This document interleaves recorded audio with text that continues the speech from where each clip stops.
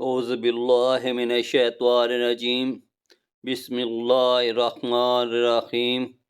دین دنیا چینل دیکھنے والوں السلام علیکم ورحمۃ اللہ وبرکاتہ۔ امید ہے کہ آپ سب خیریت سے ہوں گے۔ یہ حافظ الاسد کا زمانہ تھا۔ دمشق کا معروف و مشہور تاجر رات کے پچھلے پیر سڑکوں پہ ٹہل رہا تھا۔ موسم خوشگوار ہونے کے باوجود اس کا دم کٹا جا رہا تھا۔ ڈاکٹروں کے مطابق اس کے پاس ہفتہ یا 10 دن سے زیادہ ٹائم نہیں تھا۔ دنیا کی ہر آزائش کے ہوتے ہوئے بے بسی کا یہ عالم تھا کہ ٹائم سے پہلے ہی سب کچھ ختم ہوتا محسوس ہو رہا تھا۔ ملک کے ڈاکٹروں نے جواب دے دیا تھا۔ ایک ننھی سی امید تھی کہ امریکہ میں علاج ہو سکتا ہے، وہ بھی دم توڑ گئی جب وہاں کئی مہینے ٹیسٹ وغیرہ کروانے کے بعد سینئر ترین ڈاکٹر نے آخرکار ایک دن آ کر نرمی سے سمجھایا کہ آپ کے پاس زیادہ ٹائم نہیں، لہذا میرا مشورہ ہے اور عقل مندی یہی ہے کہ باقی کا قیمتی ٹائم آپ اپنے بیوی بچوں کے ساتھ گزاریں۔ رات کے اس پیر بے خبری کے عالم میں نہ جانے کتنی دیر ٹہلتا رہا۔ اس کی سوچوں کا تسلسل تب ٹوٹا جب ٹہلتے ٹہلتے وہ ایک تنگ سے بے رونق پل پر پہنچ چکا تھا۔ سڑک پار دوسری طرف اسٹریٹ لائٹ کے نیچے ایک خاتون کھڑی کسی آدمی سے گفتگو کر رہی تھی۔ 30 سال کے لگ بھگ خاتون کا انداز منت سماجت والا تھا۔ جب بندہ کوئی اوباش قسم کا تھا جو کہ اس کی بات نہیں مان رہا تھا۔ اس کے چلنے کی رفتار خود بخود آہستہ ہو گئی۔ کانوں میں جب آواز پہنچنا شروع ہوئی تو خاتون کہہ رہی تھی، خدا کے لیے مجھے اتنے پیسوں کی ضرورت ہے، بچے بھوکے ہیں، میں تمہارے ساتھ چلنے کے لیے تیار ہوں۔ جبکہ وہ اوباش قسم کا بندہ اس خاتون کی قیمت آدھی سے بھی کم دینا چاہ رہا تھا، اور یہ کہ تمہاری اس سے بھی کم قیمت بنتی ہے بول رہا تھا۔ پھر وہ کندھے اکچاتا ہوا چل پڑا اور خاتون حسرت کی تصویر بنی کھڑی رہ گئی۔ وہ تھوڑا آگے جا کر مڑا اور خاتون کی طرف چل دیا۔ اسے نزدیک آتا دیکھ کر خاتون چوکنی ہو گئی۔ امید بھری نظروں سے قریب آتے کو دیکھنے لگی۔ نزدیک پہنچنے پر پہلے خاتون آگے بڑھی۔ اس کا انداز ایسا تھا کہ جیسے اپنے آپ سے زبردستی کر رہی ہو۔ اس نے قریب پہنچ کر سلام کیا۔ خاتون نے مصنوعی مسکراہٹ کے ساتھ جواب دیا اور ٹٹولتی نظروں سے دیکھا اور تھوڑا قریب ہوتے ہوئے معنی خیز انداز بنا کر پوچھا، کیا موڈ ہے؟ وہ پیچھے ہٹا اور نرمی سے کہا، نہیں ایسی کوئی بات نہیں ہے، دراصل میں نے ابھی گزرتے ہوئے تمہاری اس آدمی کے ساتھ تھوڑی سی گفتگو سنی ہے، مجھے بتاؤ میری بہن تمہارا کیا مسئلہ ہے؟ اس طرح پوچھنے پر خاتون جو کہ مضبوط دکھائی دینے کی کوشش کر رہی تھی یکدم روحانی سی ہو گئی۔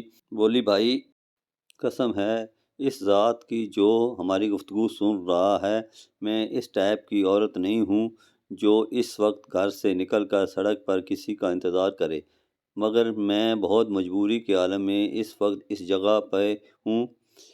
اسے لگا کسی نے اس کا دل مٹھی میں لے لیا ہو۔ اس نے مزید نرمی سے کہا، دلوں کا حال تو اللہ جانتا ہے بہن، مجھے بتاؤ کیا بات ہے؟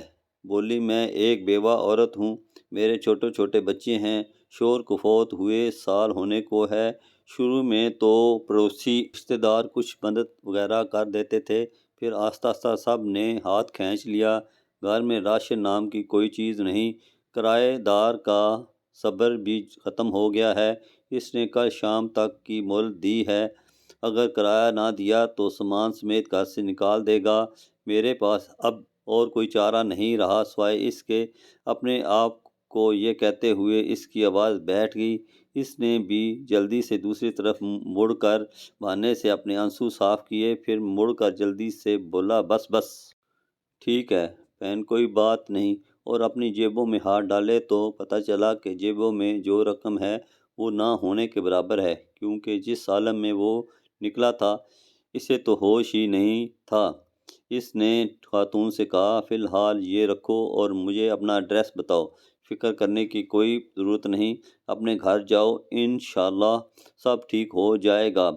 خاتون بے یقینی کے انداز میں اس کی طرف دیکھ رہی تھی، جیسے سوچ رہی ہو کہ اس پر بھروسہ کرے یا نہ کرے۔ اس نے پھر سے یقین دہانی کرائی کہ تم جاؤ اور ایڈریس بتا دو بس۔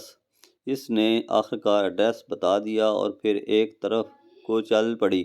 تھوڑی دیر تک خاتون کو جاتے دیکھنے کے بعد وہ مڑا اور واپسی کی طرف تیزی سے قدم اٹھانے لگا۔ گھر پہنچ کر اس نے کافی مقدار میں نقدی لی اور ڈرائیور کو بڑی وین نکالنے کو کہا، پھر خود ڈرائیو کرتے ہوئے شہر کے 24 گھنٹے کھلے رہنے والے سٹور سے راشن کی بڑی مقدار وین میں بھری اور خاتون کے بتائے ہوئے ایڈریس پہ پہنچ کر سارا راشن اس کے گھر اتارا۔ باقی کی رقم خاتون کو دی اور کہا صبح کرایہ دار سے وہ خود بات کر لے گا اور کرائے کا معاملہ نپٹا دے گا، اور انشاءاللہ ہر مہینے مخصوص رقم آپ تک پہنچا دی جائے گی۔ یہ کہہ کر جلدی سے بنا کچھ کہے سنے واپس مڑ گیا۔ خاتون بت بنی بے یقینی کے عالم میں کھڑی آنسو بھری نگاہوں سے دیکھتی رہ گئی اور وہ وین سمیت نظروں سے اوجھل ہو گیا۔ اس کی کیفیت اب کافی بلکہ بہت مختلف تھی۔ اس کے انگ انگ سے خوشی پھوٹ رہی تھی۔ کچھ گھنٹوں پہلے جو اس کی حالت تھی وہ اب یکسر بدل گئی تھی۔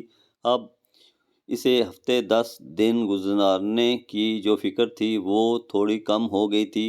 ہفتے 10 دنوں کا خیال آتے ہی اس نے کاغذ قلم لے کر خاتون کا ایڈریس لکھ کر وصیت لکھی کہ ہر ماہ باقاعدگی سے 4 لوگوں کے معقول سے بڑھ کر خرچے کی رقم اس ایڈریس پر بھجوائی جائے، اور کاغذ کو لفافے میں بند کر کے تجوری میں رکھ دیا۔ اب اسے لگ رہا تھا کہ اپنے آخری سفر کے لیے وہ تیار ہے یا تھوڑی بہت تیاری کر لی ہے۔ پھر ہفتہ گزر گیا اور 10 دن گزر گئے، پھر مزید 10 اور پورے 15 دن گزر گئے۔ گھر والوں کے کہنے کے باوجود وہ اسپتال نہیں گیا، اور پھر پورا 1 مہینہ گزر گیا اور اگلے مہینے کی رقم بھی اس نے فوراً بھجوا دی۔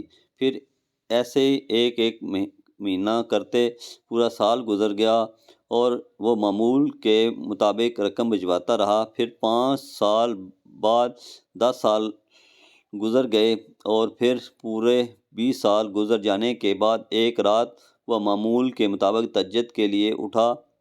وضو کر کے تہجد شروع کی اور سجدے میں دعا کرتے کرتے اس کی سانسیں ختم ہو گئیں۔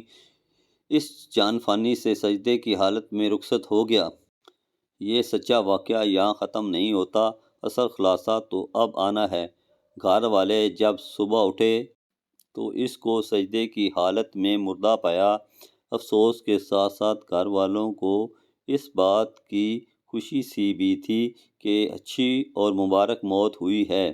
خیر، تکفین و تدفین اور دیگر انتظامات کے بعد اولاد کا تجوری اور وصیت کھولنے کا وقت آیا تو وہ بند لفافہ بھی نکل آیا جو کم از کم 20 سال پہلے کی تاریخ کا ان کے والد کے ہاتھ کا لکھا ہوا تھا، اور اس کا مطلب تھا کہ اس لکھے گئے ایڈریس پہ 20 سال سے رقم دی جاتی رہی ہے۔ لفافہ پڑھنے کے بعد ان کو پتہ چلا کہ والد صاحب کو فوت ہوئے 7 دن ہو گئے ہیں، جو کہ تکفین اور تدفین اور رشتہ دار لوگوں کے ملنے ملانے میں نکل گئے ہیں، اور وصیت کے مطابق رقم کی ادائیگی 7 دن لیٹ ہو گئی ہے۔ رقم لے کر وہ لوگ اس ایڈریس پر پہنچے تو دروازہ کھٹکھٹانے پر خاتون باہر آئی، جو کہ اب 50 سے اوپر کی ہو چکی تھی۔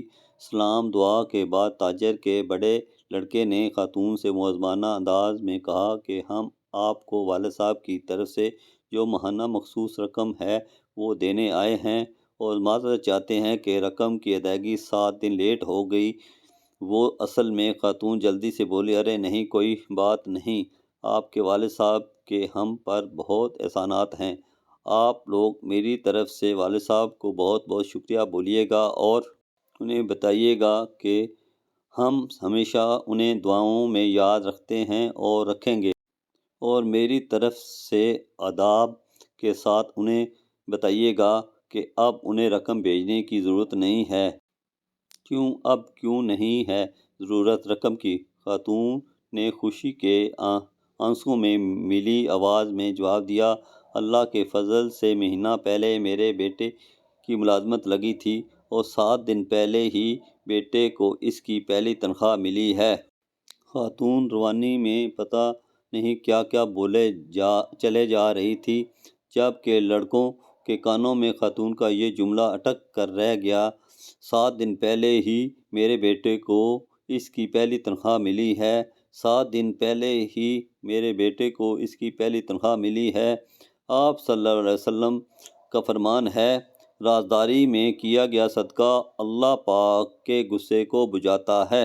آپ کو میری یہ ویڈیو اچھی لگی ہو تو میرے اس چینل دین دنیا کو سبسکرائب کر دیں اور بیل کے آئیکن کو دبا دیں تاکہ مزید آنے والی ویڈیو آپ کو بر وقت مل سکیں۔ شکریہ۔